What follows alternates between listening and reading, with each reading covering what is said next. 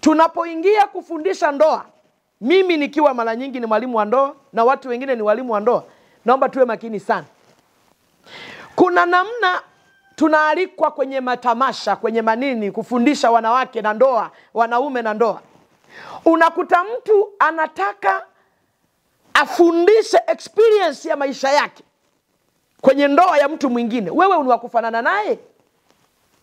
Mimi Mungu alinipa mume wa kufanana naye ili tufaane.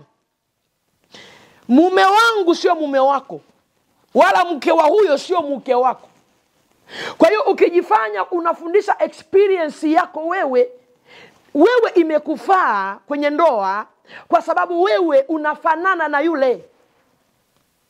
Sasa unapofanana na yule ukaona imekufaa wewe, usidhani hata huyo unayemfundisha itamfaa. Kwa maana Mungu anasema nitamfanyia msaidizi wa kufanana naye, sio na wewe. Wa kufanana na mke wake na bwana yake na mume wake, sio wewe.